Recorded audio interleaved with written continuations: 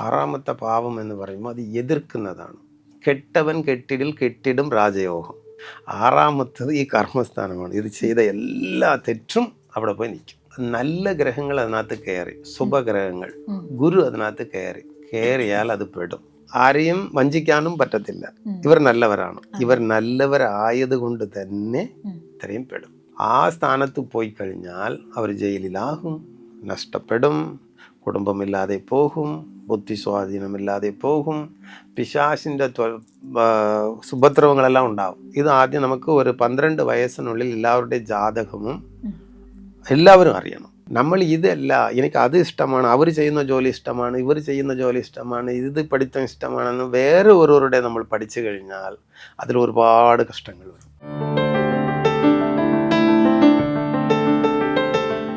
നക്ഷത്രങ്ങളുടെ ഭാഷയും ഗ്രഹങ്ങളുടെ സന്ദേശങ്ങളും ജീവിതത്തിന്റെ വഴികളിൽ വെളിച്ചം നൽകുന്ന പുണ്യം ബൈ ഇന്ത്യ ലൈവിന്റെ ഈ ആത്മീയ ജ്യോതിഷയാത്രയിലേക്ക് സ്വാഗതം.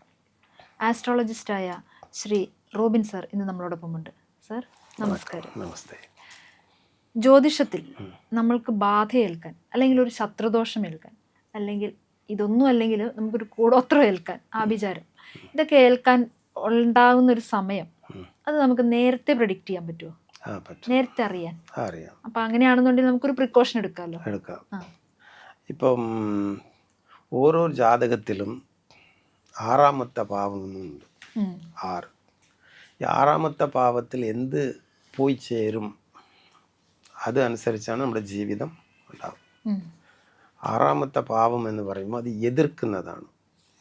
ഇതുവരെ മതി, ഇതിനു മുമ്പോട്ട് നിങ്ങൾക്ക് പോകാൻ പറ്റത്തില്ല എന്ന് ഈ പ്രകൃതിക്ക് എതിരായി നിൽക്കുന്നതാണ് കന്നി. അവള് സ്വാഭാവികമായിട്ട് കല്യാണം ആകണം, കുഞ്ഞിനെ പ്രസവിക്കണം, ഇങ്ങനെ പോകണം.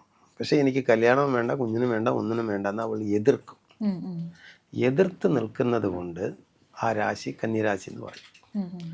തമിഴ് പറഞ്ഞാൽ പുരട്ടാശി എന്ന് പറയും. പുരട്ടാശി എന്ന് പറയുമ്പം ഇങ്ങനെ പുരട്ടിയിടുക, ദോശ ഇങ്ങനെ മറിച്ചിടത്തില്ലേ, അതുപോലെ നല്ലതൊക്കെ മറ്റേ മറിച്ചിടുക. അപ്പം അത് എതിർത്ത് നിൽക്കുന്നതാണ് ആറാമത്തെ പാവം എന്ന് പറയും. അതിനെ നമ്മൾ ഭൂമിയിലെ ഗവൺമെൻറ് എന്ന് പറയും. ഭൂമിയിലിരിക്കുന്ന ഗവൺമെൻറ് കന്നിരാശിയാണ്. വാനത്തിലിരിക്കുന്ന ഗവൺമെൻറ് മീനരാശിയാണ്. അത് വാനത്തിലിരിക്കുന്ന ഗവൺമെൻറ് അത് ദൈവത്തിൻ്റെ, ഇത് മനുഷ്യൻ്റെ ഗവൺമെൻറ്. അപ്പോൾ ഈ ഗവൺമെൻറ്റിൽ മനുഷ്യൻ കഴിഞ്ഞ ജന്മത്തിൽ എന്തെല്ലാം ചെയ്തിട്ടുണ്ടോ അത് നല്ലതായത് എല്ലാം അവൻ 5ാമത്തെ ഭാവത്തിൽ നിൽക്കും. അത് പുണ്യസ്ഥാനമാണ്. 5ാം ഭാവം പുണ്യസ്ഥാനമാണ് 5ാമത്തത്. 6ാമത്തത് ഈ കർമ്മസ്ഥാനമാണ്. ഇത് ചെയ്ത എല്ലാ തെറ്റും അവിടെ പോയി നിൽക്കും. അപ്പോൾ ഇത് ഒരടി മുമ്പോട്ട് നിങ്ങൾക്ക് പോകാൻ പറ്റത്തില്ല. അപ്പോൾ 6ാമത്തെ സ്ഥാനത്ത് ഏതൊക്കെ ഗ്രഹങ്ങളുണ്ട് ആ ഗ്രഹം അനുസരിച്ച് നിനക്ക് അസുഖം പിടിക്കുവോ, അല്ലെങ്കിൽ നീ കടപ്പെടുവോ, അല്ലെങ്കിൽ ശത്രുക്കളുണ്ടാവുമോ, അത് അല്ലെങ്കിൽ ബാധകളുടെ ബാധിപ്പുണ്ടാവുമോ, ഇതെല്ലാം അതിലുണ്ടാവും. അപ്പോൾ അത് നോക്കിക്കഴിഞ്ഞാൽ നമുക്കറിയാം. അത് നോക്കിക്കഴിഞ്ഞാൽ മൊത്തത്തിൽ നല്ല ഗ്രഹങ്ങൾ അതിനകത്ത് കയറി, ശുഭഗ്രഹങ്ങൾ, ഗുരു അതിനകത്ത് കയറിയാൽ അത് പെടും. പക്ഷെ നല്ല ഗ്രഹങ്ങൾ ചീത്തയായ വിഷയങ്ങൾ ചെയ്യത്തില്ല. അപ്പം അവിടെ നിന്ന് പുറത്തേക്ക് വരാൻ പറ്റത്തേയില്ല. അവിടെ ഒരു ദുഷ്ടനുണ്ടെങ്കിൽ അവൻ പുറത്ത് കയറും. അതായത് തമിഴ് പറയും, കെട്ടവൻ കെട്ടിടിൽ കെട്ടിടും രാജയോഗം. കെട്ടവെന്ന് പറഞ്ഞു മോശമായവൻ ഇതുപോലുള്ള മോശമായ സ്ഥലത്ത് പോയാൽ അവൻ രക്ഷപ്പെടും. നല്ലവൻ പോയാൽ പെടും. ഇപ്പോൾ ഒരു നല്ല സ്ഥാനത്ത് ഒരു മോശമായ ഗ്രഹം ഇരിക്കുവാണെങ്കിൽ നല്ല സ്ഥാനവും കെടും. മോശമായ സ്ഥാനത്തിൽ അവൻ ഇരിക്കുവാണെങ്കിൽ അത് നല്ലതാണ്. നല്ല ഗ്രഹങ്ങൾ നല്ല സ്ഥാനത്തിലും മോശമായ ഗ്രഹങ്ങൾ മോശമായ സ്ഥാനത്തും ഇരിക്കണം. അപ്പോൾ അങ്ങനെ മാറിയിരിക്കുവാണെങ്കിൽ ഇവർ കഷ്ടപ്പെടും. ഇങ്ങനത്തെ ശത്രുദോഷങ്ങളൊക്കെ വരാൻ കാരണം നല്ലവരെല്ലാം ബാധിക്കപ്പെടും. അങ്ങനെ അന്നേരം വരും. ഇവർക്ക് തെറ്റ് ചെയ്യാനും പറ്റത്തില്ല, ഇവർ നല്ലവരാണ്. അപ്പം ആരെയും വഞ്ചിക്കാനും പറ്റത്തില്ല, ഇവർ നല്ലവരാണ്. ഇവർ നല്ലവരായത് കൊണ്ട് തന്നെ ഇത്രയും പെടും.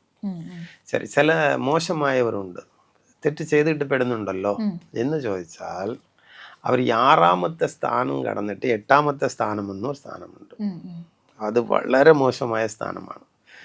6ാമത്തെ സ്ഥാനം എന്ന് പറയുന്നത് ജയിലിൽ പോവുക, ജയിലിൽ റിമാൻഡ് ചെയ്ത് ഒരു 14 ദിവസം വെച്ചിട്ട് പിന്നെ ജാമ്യം വരത്തില്ലേ, ഇതാണെങ്കിൽ ഇത് 6ാമത്തെ വീടാണ്. ഇതിനൊരു രക്ഷയുണ്ട്. അതായത് ഇതിൽ നിന്നൊക്കെ നമുക്ക് രക്ഷപ്പെടാൻ ഒരു മാർഗങ്ങളുണ്ട്. ഇതിലുണ്ട്. 6ാമത്തെ വീട്ടിൽ രക്ഷപ്പെടാനുള്ള മാർഗമുണ്ട്. പക്ഷെ അത് 8ാമത്തെ വീട്ടിൽ രക്ഷപ്പെടാൻ മാർഗമില്ല. ആ സ്ഥാനത്ത് പോയി കഴിഞ്ഞാൽ അവർ ജയിലിലാകും, നഷ്ടപ്പെടും, കുടുംബമില്ലാതെ പോകും, ബുദ്ധി സ്വാധീനമില്ലാതെ പോകും, പിശാചിൻ്റെ സുഭദ്രവങ്ങളെല്ലാം ഉണ്ടാവും. 8ാമത്തെ വീട് എന്ന് പറയും. അപ്പോൾ ഇവരുടെ ജാതകത്തിൽ അടുത്ത് വരാൻ പോകുന്നത് ഇതാണ്. അങ്ങനെ നമ്മൾ കണ്ടാൽ ഇനി ഇവർക്ക് ഇതൊക്കെ ഉണ്ടാവും. അപ്പൊ ഇതിൽ നിന്നൊക്കെ അങ്ങനെ ഒരാളുടെ ജാതകത്തിൽ കണ്ടു കഴിഞ്ഞാൽ നമ്മൾ എന്തൊക്കെ പ്രിക്കോഷൻസ് എടുക്കണം? പ്രിക്കോഷൻസ് എടുക്കുമ്പം എന്താന്ന് വെച്ചാൽ അവരുടെ ജാതകത്തിൽ ഉപജയസ്ഥാനം എന്ന് പറയുന്ന സ്ഥാനമുണ്ട്. ഉപജയസ്ഥാനം എന്ന് പറഞ്ഞാൽ 3, 6, 10, 11 ഇത് ഇത്രയും ഉപജയസ്ഥാനങ്ങളാണ്. ഈ ഉപജയസ്ഥാനങ്ങളിൽ ഏത് ഗ്രഹങ്ങളാണ് ഇരിക്കുന്നത്? അമ്മയാകാം, അച്ഛനാകാം, ഭാര്യയാകാം, വീട്ടിലുള്ള ആരെങ്കിലും ആകാം. അവർ പറയുന്നത് അനുസരിച്ച് നടന്നാൽ ഇതൊക്കെ വരത്തില്ല. അപ്പം അവർ പറയുന്നത് അനുസരിച്ച് നടക്കണമെന്നുള്ള ജാതക വിധിയും വേണം. എല്ലാവരും അങ്ങനെ വരത്തില്ല. പക്ഷേ ഒരു ചെറുപ്പത്തിൽ ഇത് ആദ്യം നമുക്ക് ഒരു 12 വയസ്സിനുള്ളിൽ എല്ലാവരുടെയും ജാതകവും എല്ലാവരും അറിയണം. എനിക്ക് നല്ലതുണ്ടോ, അല്ലാതെ ചീത്തയായ വഴിയിൽ പോകുന്നതാണോ, എനിക്ക് ഭാര്യ ഉണ്ടോ, ഭാര്യ ഉണ്ടെങ്കിൽ ഏത് തരത്തിലുള്ള ഭാര്യയാണ്, എനിക്ക് പഠിത്തം ഉണ്ടെങ്കിൽ ഏത് തരത്തിലുള്ള പഠിത്തമാണ്, അപ്പോൾ എനിക്ക് ജോലി സ്വന്തം നാട്ടിലാണോ അല്ലാതെ അന്യരാജ്യത്തിലാണോ, എവിടെ എനിക്ക് ശമ്പളം 1000-ങ്ങളിലാണോ അല്ലാതെ ലക്ഷത്തിലാണോ. ലക്ഷത്തിലാണ് ശമ്പളം എടുക്കണമെങ്കിൽ സ്വന്തം നാട്ടിൽ ജയിക്കാൻ പറ്റത്തില്ല. അല്ലാതെ മറ്റവരുടെ അടുക്ക് ജോലി ചെയ്യണോ അല്ലെ സ്വന്തമായിട്ട് ബിസിനസ് ചെയ്യണോ, ഇതെല്ലാം നോക്കാം. അപ്പൊ ബിസിനസ് ചെയ്യണമെങ്കിൽ എത്ര നാൾ കഴിഞ്ഞിട്ട് ചെയ്യണം, ഇതുവரைക്കും ചെയ്യരുത് എന്ന് പറയുന്നത്. അതുപോലെ നമുക്ക് ഷെയർ മാർക്കറ്റിൽ പോകാനുള്ള വിധിയുണ്ടോ? ഷെയർ മാർക്കറ്റിൽ പോകാനുള്ള വിധി ഇല്ലെങ്കിൽ അതിൽ പോകരുത്. അതിന് വൃശ്ചിക രാശി സംബന്ധപ്പെടണം. അതിൻ്റെ ലിങ്ക് വേണം, അതുമായിട്ടുള്ള ഒരു കണക്ടിവിറ്റി വേണം. അപ്പോൾ ഇതുപോലെ ഓരോ രാശിക്ക് ഇപ്പോൾ നമ്മൾ കച്ചവടം ചെയ്യണമെങ്കിൽ തുലാം രാശിയാണ്. തുലാം രാശി സംബന്ധപ്പെടുവാണെങ്കിൽ നമുക്ക് ഒന്നും നോക്കണ്ട, എന്തെങ്കിലും കച്ചവടം ചെയ്യാം, രക്ഷപ്പെടും. അതുപോലെ നമുക്ക് റെസ്റ്റോറൻറ്റ് വെക്കുക, ഹോട്ടൽ വെക്കുക, സാധാരണ ചെറിയ ഹോട്ടൽ വെക്കുക, റെസ്റ്റോറൻറ്റ് വെക്കുക, അതുപോലെ വെക്കണമെങ്കിൽ കർക്കിടക രാശിയാണ്. ആ രാശിയിൽ ജനിച്ചാൽ മാത്രം മതി, കണ്ണടച്ച് ചെയ്യാം ഏത് ബിസിനസ് ചെയ്യുന്നത്. ഇപ്പൊ നമുക്ക് വലിയ ഹോട്ടൽ വെക്കണം, സ്റ്റാർ ഹോട്ടൽ വെക്കണമെങ്കിൽ ഇടവരാശിയാണ്. ഇടവരാശിയിൽ ജനിച്ചാൽ അത് വെക്കാം. അതുപോലെ നമുക്ക് ജീവനെ വളർത്തണം, ആട്, മാട്, കോഴി, കന്നുകാലി ഇതൊക്കെ വളർത്തി നമുക്ക് വിൽക്കണം, എന്തെങ്കിലും ചെയ്യണമെങ്കിൽ അവർ ഇടവരാശിയിൽ ജനിച്ചാൽ മാത്രം മതി, അവരത് വെക്കാം. അപ്പം നമുക്ക് കർഷകരാകണം, മേടരാശിയിൽ ജനിച്ചാൽ മതി, ഒന്നും വേണ്ട, കർഷകരാകാം. പിന്നെ പഠിത്തമായി വേണമെങ്കിൽ പോവാം, എന്നാലും ഇത് ഉടനെ തന്നെ കണ്ണടച്ച് ആകാം. ഓരോ രാശിക്കും ഓരോ ഇത്. ഇപ്പോൾ നമുക്ക്